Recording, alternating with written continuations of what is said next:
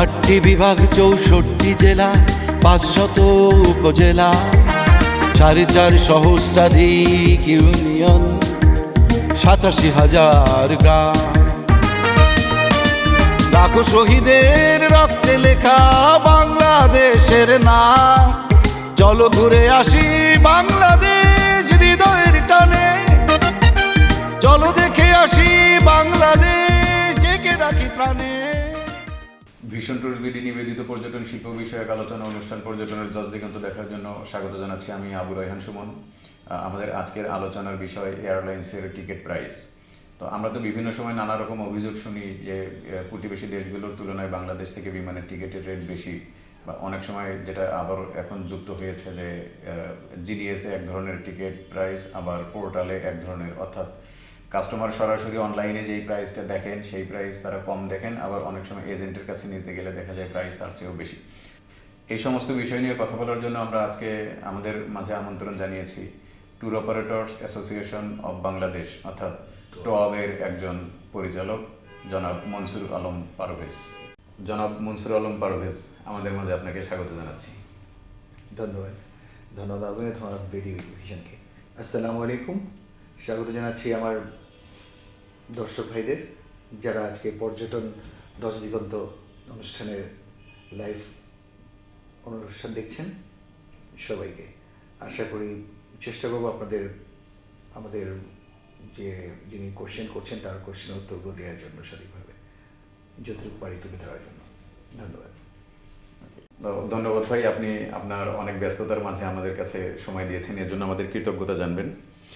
আমি আপনার কাছে স্পেসিফিক কিছু প্রশ্ন করব যেটা আসলে আমাদের দর্শকদেরই একটা জানার বেশ আগ্রহ আছে, আর আমার ধারণা এগুলোর জন্য আপনি একজন উপযুক্ত মানুষ, কারণ আপনি ট্যুর অপারেশন বা ট্রাভেল এজেন্সি লাইনে দীর্ঘদিন থেকে আছেন। আপনি পার্স এভিয়েশনের চেয়ারম্যান, একই সাথে আটাবের সেক্রেটারি, আপনার পাবলিক রিলেশন সেক্রেটারি হিসেবেও আপনি আছেন। তো আপনার অভিজ্ঞতা থেকেই আশা করি আপনি আমাদের প্রশ্নগুলোর উত্তর দিবেন।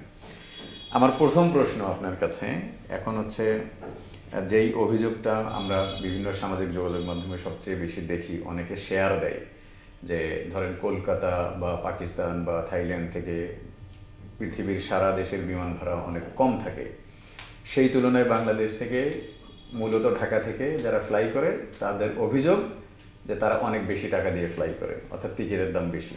এখন এই যে আমরা অভিযোগটা শুনি, এটা সত্য কিনা, আর যদি সত্য হয় তাহলে টিকিটের দাম কেন বেশি হয়, একটু ব্যাখ্যা করবেন। ধন্যবাদ চমৎকার একটা প্রশ্ন করার জন্য আপনাকে। এটা অবভিয়াসলি ট্রুথ, এটা সত্য। আমার বাংলাদেশ থেকে টিকিটের মূল্য যা নির্ধারণ করা হয় বা যেটা থাকে এয়ারলাইন্স থেকে, অন্যান্য দেশ বলতে কলকাতা, ইন্ডিয়া, ব্যাংকক, মালয়েশিয়া, আপনার পাকিস্তান, আদার কান্ট্রিজ, নেবার কান্ট্রিগুলো থেকে বা একটু দূর থেকেও দেখা যায় ভাড়াগুলো অনেক বেশি হয়, কম থাকে আমাদের দেশে বেশি। ইভেন শুধু যে আমাদের দেশ থেকে বেশি এটা বলবেন এটা না, কিছু ক্ষেত্রে আছে লন্ডন থেকে ফেয়ার অনেক বেশি হাই হয়, যেটা আমাদের চেয়েও বেশি থাকে। হংকং থেকেও ফেয়ারটা অনেক সময় হাই হয়, অনেক হাই থাকে। তো রিজন এখানে কয়েকটাই। মেইন রিজন আমি যেটুকু আমরা অনুধাবন করেছি সে পর্যন্ত যা জানি, আপনার এক একটা দেশের এয়ারপোর্টের উপর ডিপেন্ড করে ওই এয়ারলাইন্সের কস্টিং। এয়ারপোর্ট সিভিল এভিয়েশন যে চার্জ করে একটা এয়ারলাইন্স আসার পরে সেই দেশে থাকার জন্য কতক্ষণ থাকবে, পার মিনিট তাদেরকে একটা পেমেন্ট করতে হয়। সেই পেমেন্টের রেশিও বাংলাদেশে অতিমাত্রায়। কতক্ষণ থাকবে মানে একটা ফ্লাইট আসার পর ল্যান্ড করার পরে আবার 2 আওয়ার্স, মিনিমাম 2 আওয়ার্স থাকতে হয়। আচ্ছা, মিনিমাম 2 আওয়ার্স, কারণ এখানে এসে তারা ক্লিয়ার করে এন্ড আবার লোড করে রিটার্ন ফ্লাইট যায় বা এই যাচ্ছে। সো এই লোডিং আপলোডিং বা যে কারণে আসতে হচ্ছে যতক্ষণ থাকছে, এই সময় যে কস্টিংটা তারা পে করে এয়ারলাইন্স এয়ারপোর্টে, কারণ এয়ারপোর্ট সার্ভিস দিচ্ছে যার জন্য তারা করছে এগুলো, তো এই চার্জটা আমাদের দেশ থেকে অনেক হাই। আমাদের দেশের যে হাই, এটা আমাদের দেশের দোষ না, কারণ যে এয়ারলাইন্সে যত বেশি ফ্লাইট ল্যান্ড করবে, যত বেশি উৎপাদন করবে, তাদের কস্টিংটা কমে আসে। কারণ যেখানে 1 ঘন্টায় 100 ফ্লাইট বা 50টা ফ্লাইট ল্যান্ড করে, সেই দেশে যে কস্টিং যেটা আর্ন করছে তার রেভিনিউটা, ওটা দিয়ে তারা তাই সেই স্টাফে সমস্যা সমাধান করতে পারছে। কিন্তু আমার দেশে যে ফ্লাইট আসে প্রথম তো খুব কম ছিল, এখন কিছুটা বাড়লো। তো এদের যে আর্নিং, এটা দিয়ে সিভিল এভিয়েশন বা আমার এয়ারপোর্টে যে কস্টিংটা কভার করা খুব টাফ হয়ে যায়, যার জন্য চার্জটা বেড়ে যায়। আচ্ছা, তার মানে ইউটিলিটি যে ব্যাপারটা আর কি, Right, যে right. অনেক খরচ আমাদের, যেহেতু ফ্লাইট খুব বেশি আসে না, এই ফ্লাইটগুলো থেকেই টাকা ইনকাম করে দিতে খরচ হচ্ছে। বহন করতে হয়। রাইট। শুধু এতটুকুই কি কারণ, নাকি সিন্ডিকেট বা যেগুলো না আমরা না না, শুনি যে এখানে ওরকম- সিন্ডিকেটের কোনো হাত নেই, কোনো হ্যাঁ। সিন্ডিকেশন নেই এখানে। না, আচ্ছা। এটা শুধু মানে আমি এয়ারলাইন্সের কথা বললাম, যেটা কস্টিংটা হ্যাঁ। প্রথম উৎসটা যেটা বললাম, এটা তো প্রথম উৎস। সিন্ডিকেট তো অনেক পরের কথা। দ্বিতীয়ত এয়ারলাইন্সগুলো এক একটা দেশে ফ্লাই করে যখন, তখন তাদের ফ্লাইটের কিছু ক্রাইটেরিয়া থাকে, যে কী ধরনের ফ্লাইট দিচ্ছে, কী ধরনের আর্ন করছে, আর কী ধরনের রেভিনিউ আসবে ওই দেশ থেকে। তো আমার দেশ থেকে প্যাসেঞ্জার নেওয়ার সময় আপনার আমরা বলি প্রোডাকশন, সাপ্লাই অ্যান্ড ডেলিভারি, তাই না, প্রমোশন। তো আপনি ফেয়ারটা নির্ধারণ করবেন কখন, যদি প্রোডাকশনটা ভালো হয়, তাই না। প্রোডাকশনটা ছিল, এখন আপনি যখন সাপ্লাই আর ডেলিভারি যদি ঠিক থাকে, তখনই আপনি এটার ফেয়ারটা নির্ধারণ করতে পারবেন ভালোভাবে। এখন আমার দেশে demand, supply and demand, sorry delivery and ডিমান্ডটা, কারণ ডিমান্ডটা এখানে হচ্ছে কি, আমার দেশে রিসেন্ট যে ফেয়ারের ডিফারেন্সটা হচ্ছে মার্কেটের যে হজবরল অবস্থাটা। আপনি বলছেন দেশের ফেয়ার আমার দেশ থেকে অন্য দেশে কম, আমাদের পারে, অন্য দেশে কিন্তু কম। মেইনলি ওই কস্টিং এর জন্য, ওই এয়ারপোর্ট কস্টিং এর জন্য। কস্টিং এর জন্য। ওকে। আর এখনের যে তুলনাটা চলছে, যে ঘটনাগুলো চলছে, এটা সিন্ডিকেশন অনেক বেশি এর ভিতরে, আর অনৈতিক বা কালো টাকার কিছু খেলা চলছে যেখানে, বা কিছু আমাদের আনপ্যারালাল বিজনেস চলে এসছে, যেমন অঢেল টাকার মালিক যারা এই ট্রেডে ঢুকে গেছে। অন্যান্য দেশে আমরা যে আমার যেটুকু ধারণা আমি জানি যেটুকু, যেমন টাটা কোম্পানি ইন্ডিয়াতে, টাটা বিড়লা, সে স্টিলের ব্যবসা করে বা ট্রাক গাড়ির ব্যবসা করছে।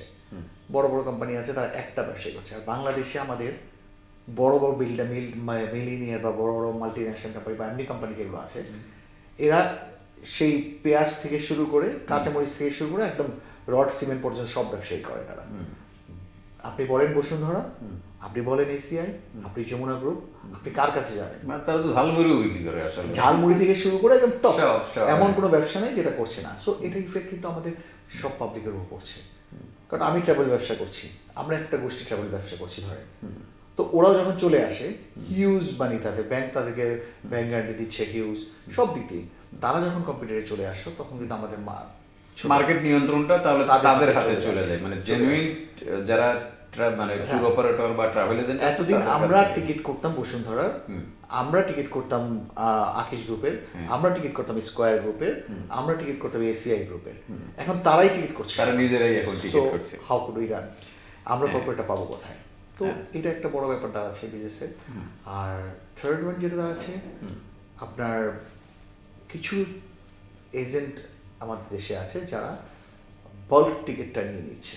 ওই যে বললাম প্রোডাকশন আনলি, কারণ এয়ারলাইন্সের কাছে আসছে, একটা এয়ারলাইন্সে 15,000 সিট আছে ক্যাপাসিটি, তার এক মাসে 15,000 সিট সে সেল করতে পারবে। এখন তার কাছে ডিমান্ড চলে আসছে, আমি আমার মতো এজেন্সি, আই হ্যাভ মানি, আমি যে বলছি আমার মার্চ মাসে বা এপ্রিলে টিকিট লাগবে, এক মাসে আমাকে 10,000 সিট দেবে। একাই নিচ্ছেন 10,000? হ্যাঁ, কত লাগবে এই নেন টাকা, আমি দিয়ে দিচ্ছি, আমাকে দিয়ে দেন। সে দেখবে এক মাসে আমার এতগুলো ক্যাশ টাকা এখন পেয়ে যাচ্ছে, আমি আজকে জানুয়ারি চলতেছে আমার, এপ্রিলে সেল করছি, আমি একই টাকা পেয়ে যাচ্ছি, গুড লাক, আমি নিয়ে নিচ্ছি 10,000। সে নেওয়ার আগে একটু হোল্ড করে, ঠিক আছে আসেন আমি দেখছি। এর ভিতরে আপনি আসছেন, আপনি এসে ডিমান্ড করলেন যে আমার 5,000 লাগবে, আরেকজন এসে বলছে আমার 10,000 লাগবে।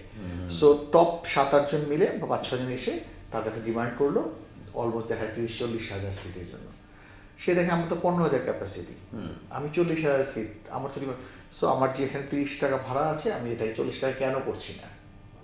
আমার 30,000 আছে, আমি 40,000 কেন করছি না? 40,000 করলেও তো সেল হয়ে যাচ্ছে। তখন আমি অফার করলাম যে আপনাকে আমি দিতে পারি, আপনি 40,000 নিতে পারেন। সেকেন্ডকে বললাম 42,000 নিতে পারেন, আরেকজন হলো 45,000।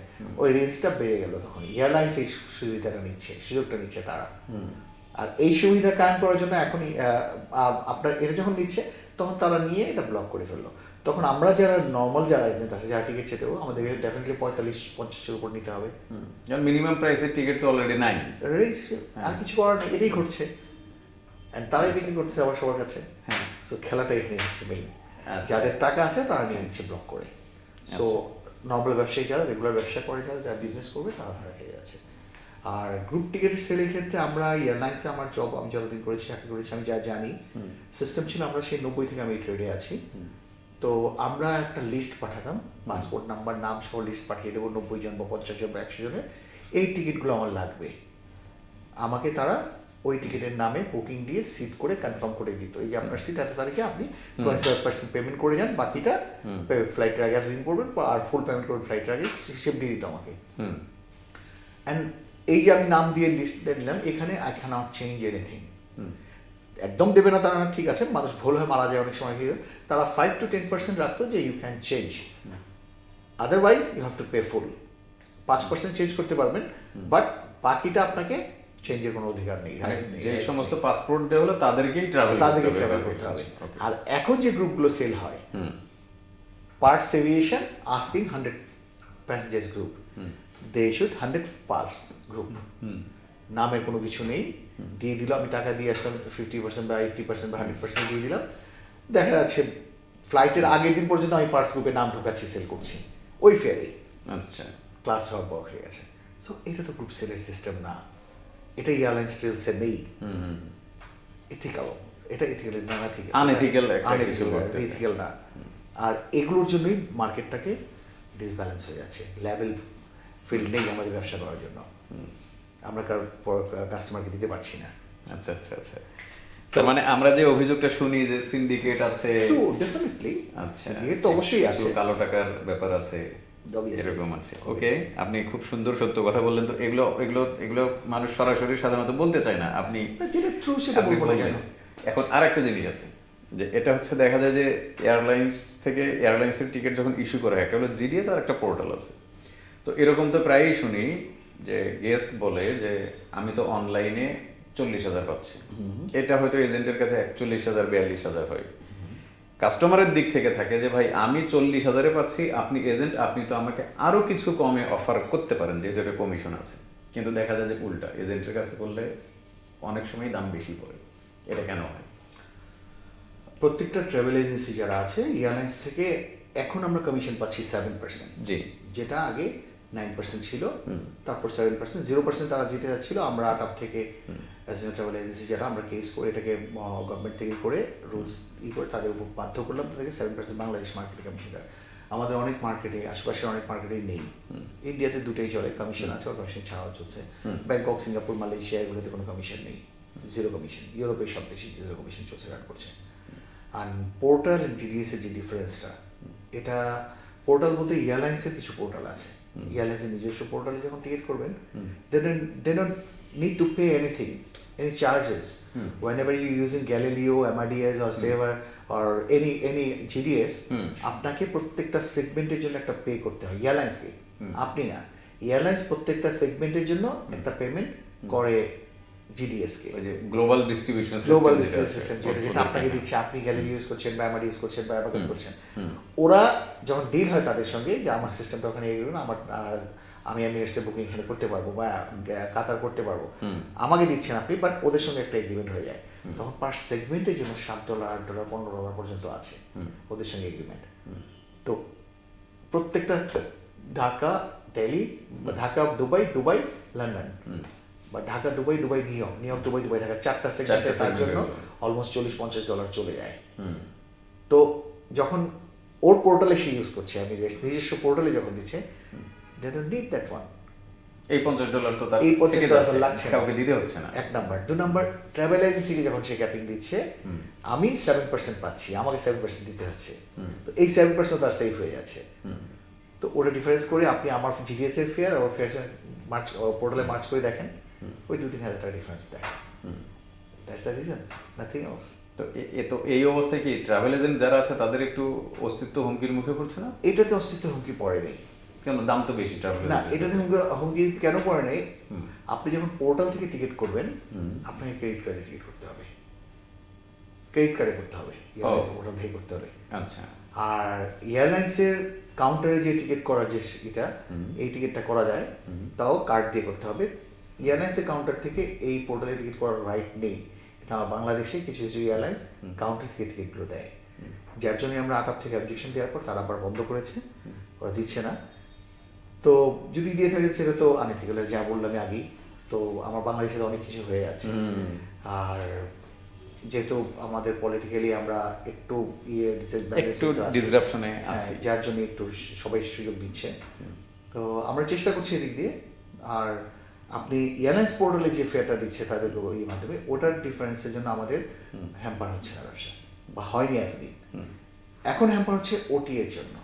ওটিএ, রাইট, এটাতে আসতে মানে অনলাইন ট্রাভেল এজেন্ট, এটা বলতে পারেন যে ওটি এর জন্য হ্যাম্পার হচ্ছে। হ্যাঁ, কারণ ওটিএটা মার্কেটে এসে পুরো মার্কেটটাকে নষ্ট করে ছাড়া করে দিচ্ছে।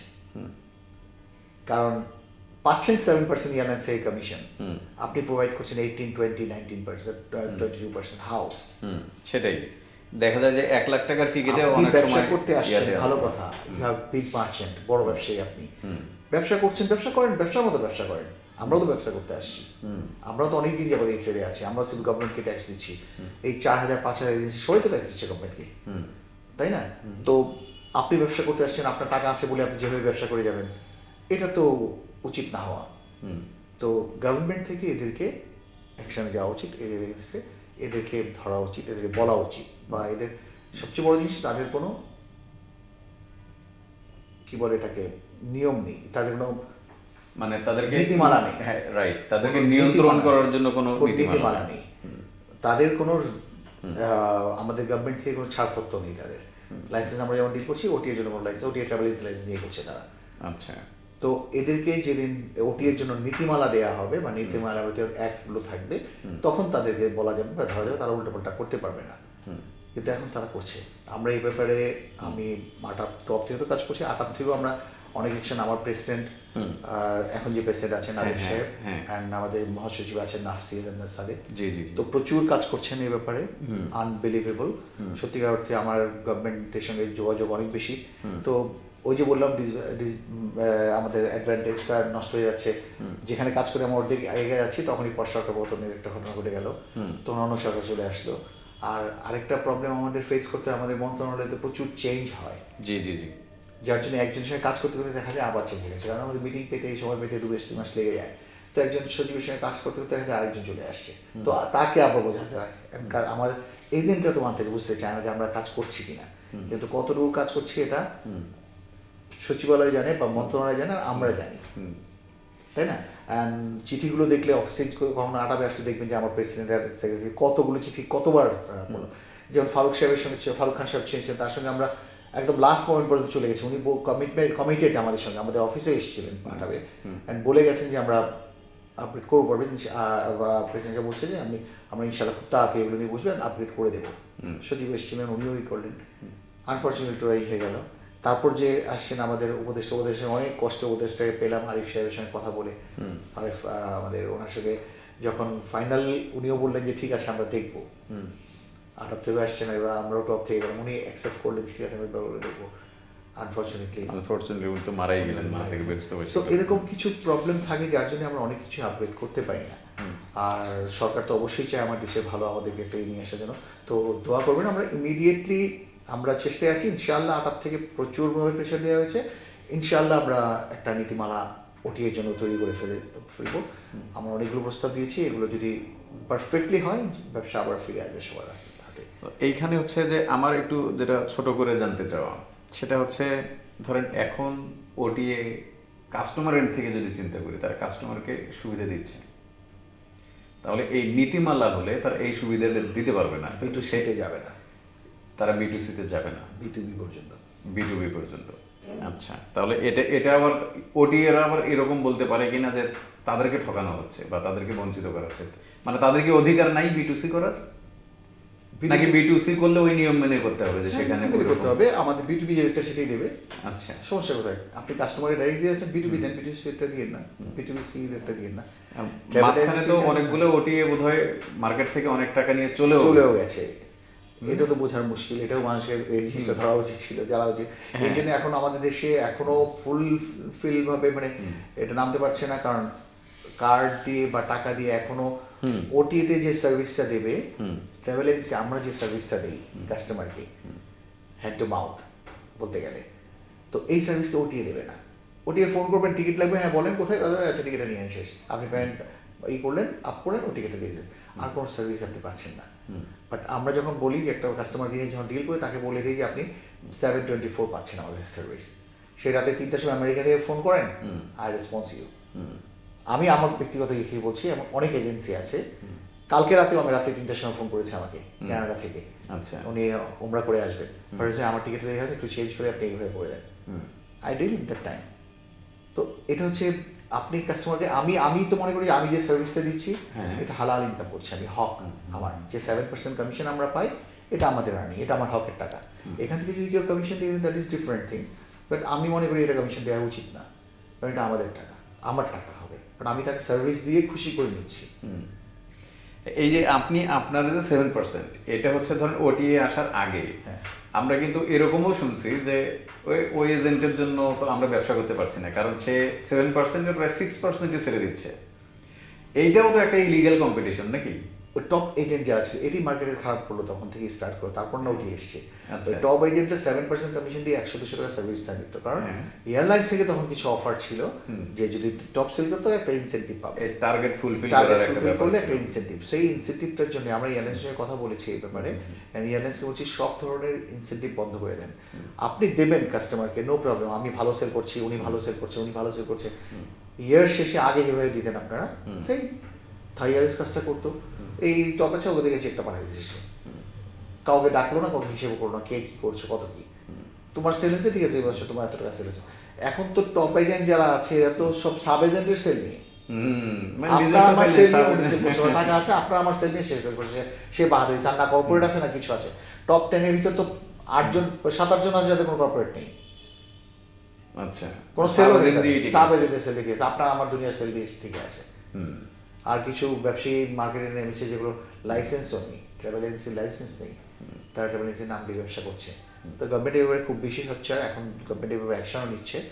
তো আমরা আশা করি যেটা ঠিকভাবে ব্যবসাটা পরিচালনা হয়, আশা করি ইলিগাল ট্রাভেল এজেন্সিগুলো ধরা পড়বে আর তারা ব্যবসা বন্ধ করবে। তাদের যে সমস্যা কি, তাদের ভাড়াও দিতে হচ্ছে না, কেউ কেউ আছে ল্যাপটপ নিয়ে ব্যবসা করছে, ঘরে বসে থেকে করছে, ঘরে বসে থেকে স্টাফ নেই, কেউ আছে 4 জন মিলে একটা অফিস, 5 জন মিলে একটা অফিস দিয়ে একটা রুমে বসে কাজ করছে, মানুষকে জাস্ট হ্যারেস করছে। সো এই ব্যাপারটা আমরা সবসময় কাস্টমারদেরকে বলে থাকি, ট্যুর অপারেটরদের সঙ্গেও সেম থিংস।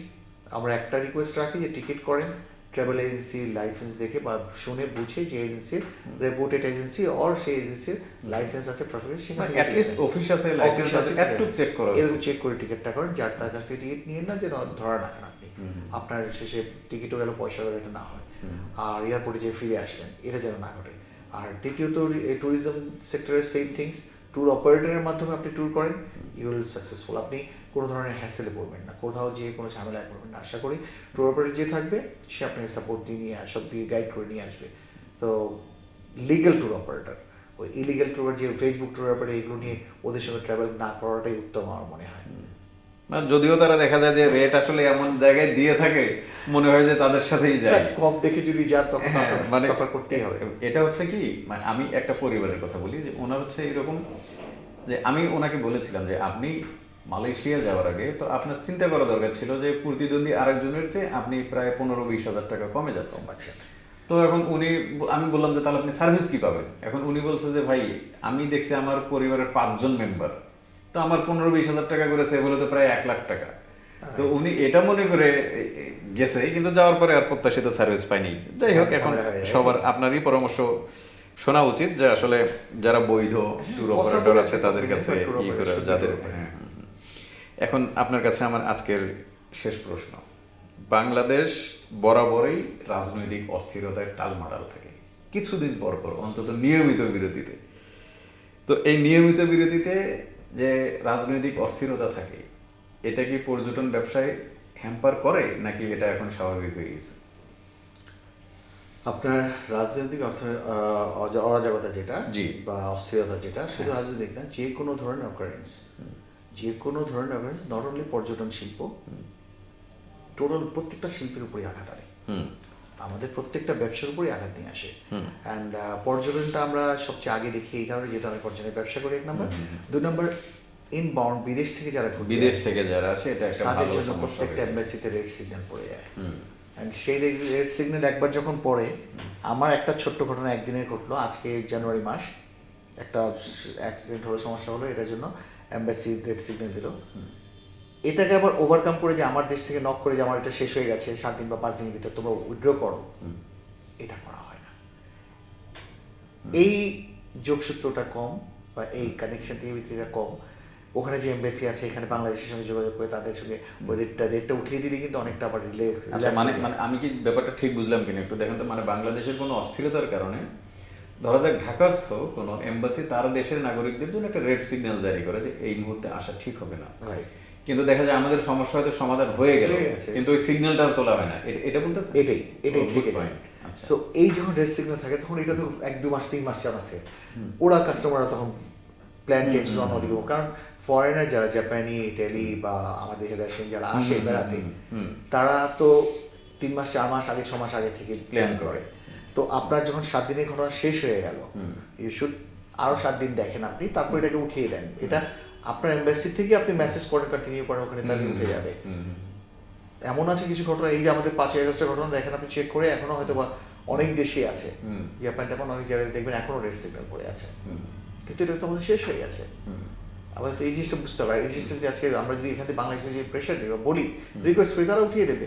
উঠিয়ে দিলে কাস্টমারদের কাছে যাবে, তখন তারা আসার জন্য মানে হয়তো তারা আবার নতুন করে করবে বা এরকম। সো এগুলো রাজনৈতিকভাবে ওই ইলেকশন বা বিভিন্ন ধরনের আমাদের দেশে যে ঘটনাগুলো ঘটে, পর্যটন শিল্পে তো অবশ্যই মানে এটা তো ইনবাউন্ডের কথা, ডোমেস্টিক যারা ডোমেস্টিকটাও হয়। কারণ যখন আপনার গোলমাল হবে, ধরেন এরশাদ পীরের যে গোলমালগুলো হলো বা এই 5ই আগস্টের গোলমাল, এর চেয়েও কিছু আরো বড় বড় ঘটনা ঘটলো আমাদের, তো এগুলোর সময় তো কেউ বাসা থেকে বের হতে চায় না। নিরাপত্তা আপনি কি চাইবেন আপনার ফ্যামিলি নিয়ে চিটং যাওয়ার জন্য বা কক্সবাজার যাওয়ার জন্য, বা আপনি যাবেন সিলেট যাই আমি ঘুরে আসি, নিরাপত্তা বা অনেক কিছু চিন্তা করেন, রাস্তায় কিছু হয়ে যায়। সো এগুলো বা প্রাকৃতিক দুর্যোগের ক্ষেত্রে তখন আপনি চিন্তা করেন, তো এগুলো কিছু থাকবেই। এর ভিতরেও আলহামদুলিল্লাহ আমাদের দেশে ডোমেস্টিক ট্যুরিজম অনেক ইনক্রিজ করে গেল, যেটা অ্যাওয়ারনেস তৈরির কাজ ছিল আমাদের করোনার সময়। এত বড় এফেক্টের সময় আমরা টোয়াপ থেকে প্রায় 14টা ডেস্টিনেশন আমরা কভার করেছিলাম এই অ্যাওয়ারনেস প্রোগ্রাম নিয়ে। আচ্ছা, আমাদের প্রেসিডেন্ট ছিল কুরাইশি সাহেব তখন, তো আমি নিজেও ছিলাম সঙ্গে। 14টা পয়েন্ট আমরা মুভ করেছিলাম। এই অ্যাওয়ারনেসের পরে দেখা গেলো বাংলাদেশ মার্কেটে এত বেশি ট্যুরিজম বাড়লো করোনার পরে, যেটা এখনো ব্লুমিং। হ্যাঁ, বাংলাদেশের ডোমেস্টিক তো মারাত্মক, কারণ এক কক্সবাজারই মনে হয় এক রাতে প্রায় 1.25 লাখ পর্যটক থাকতে পারে এরকম। তো এটা আরো সুন্দরভাবে করা যায় যদি আমাদের কমিউনিকেশন, আমাদের মানে কি বলে সিকিউরিটি, আমাদের আরো কিছু ট্যুরিজম ইভেন্ট যদি ওখানে করা যায়, বা অ্যামেজমেন্ট পার্ক বা আরো কিছু। শুধু কক্সবাজার যাচ্ছি আমি পানি দেখার জন্য সমুদ্র, এর সঙ্গে সমুদ্রে পানি পরিচ্ছন্নতা দরকার, নেটিং করে দেওয়া দরকার, অ্যান্ড যেন ময়লা যদি না আসে। আরও কিছু অ্যামেজমেন্ট পার্ক ওদিকে করা দরকার, এমনকি কিছু ওখানে যেমন নাইট ক্লাব করার মতো, মানে একটা নাইট লাইফ দরকার আছে। নাইট লাইফ দরকার আছে যে কোনো জায়গাতে ট্যুরিজম জায়গায় ডেভেলপ। মানে বাংলাদেশ ট্যুরিজম ডেভেলপ করতে চাইলে বাংলাদেশের ট্যুরিজমকে ডেভেলপ করতে পারলে আমার দেশের যে রেভিনিউটা কভার হবে, এটা সরকার ভালোভাবেই জানে। আর সরকার যদি একটু চেষ্টা করে, আমাদের সঙ্গে যদি পাবলিক স্টেক হোল্ডার যারা আছে তাদেরকে সঙ্গে নিয়ে যদি কাজ করেন, আশা করি অনেক দূর যাওয়া যাবে আমাদের ট্যুরিজমটা নিয়ে। আচ্ছা, সেই আশাই ব্যক্ত করে আজকে অনুষ্ঠান শেষ করতে চাই, কি বলেন? ধন্যবাদ। আচ্ছা, ধন্যবাদ সবাইকে। ভিশন ট্যুরসকেও ধন্যবাদ, পর্যটন 10 দিগন্তকে ধন্যবাদ জানাচ্ছি। আচ্ছা, আপনিও আপনার অনেক ব্যস্ততার মাঝে আমাদেরকে সময় দিয়েছেন, এর জন্য কৃতজ্ঞতা। তো আমরা আশা করি আপনি এরপরেও আমাদেরকে আরও সময় দিবেন। আমরা বিভিন্ন ইস্যুতে হয়তো আপনাকে ডাকবো, আপনি আমাদেরকে সেই ডাকে সাড়া দিবেন ইনশাআল্লাহ। Thank you very much.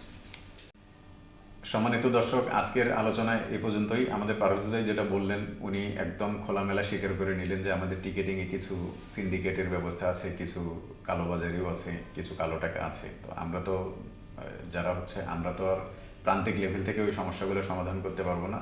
তবে আমরা যারা ট্রাভেলার আছি, আমরা যারা বিভিন্ন সময় প্যাকেজ নেই, তারা একটু দেখে শুনে প্যাকেজ নিব। যারা বৈধ ট্রাভেল এজেন্সি, অ্যাটলিস্ট যাদের একটা মিনিমাম লাইসেন্স আছে বা যাদের অফিস আছে, যাদের অফিসে কিছু স্টাফ আছে, তো এরকম কোনো এজেন্সি থেকে টিকিট নিলে বা এরকম কোনো এজেন্সি থেকে প্যাকেজ নিলে আশা করি সার্ভিসের কোনো সমস্যা হবে না। বা অনেক সময় যেটা দেখা যায়, আমরা প্রায়ই বিভিন্ন সংবাদ মাধ্যমে দেখি যে টিকিট নিয়ে এয়ারলাইন্সের টিকিট নিয়ে এয়ারপোর্ট পর্যন্ত পৌঁছে গেছে, কিন্তু দেখা যায় যে তার টিকিট আসলে নাই, ওটা একটা ভুয়া টিকিট ছিল। এই সমস্ত অবৈধ লোক অথবা অবৈধ এজেন্সি থেকে আমাদেরকে রক্ষা করতে আশা করি সরকার সুদৃষ্টি হবে, সরকার এই জায়গায় আরও কিছু ভূমিকা পালন করবে। Thank you. চলো ঘুরে আসি বাংলাদেশ হৃদয়ের টানে, হৃদয়ের টানে। চলো দেখে আসি বাংলাদেশ, জেগে রাখি প্রাণে, জেগে রাখি প্রাণে। পর্যটনিয়া, ভ্রমণ পিয়াসীদের জন্য উন্মুক্ত দুনিয়া।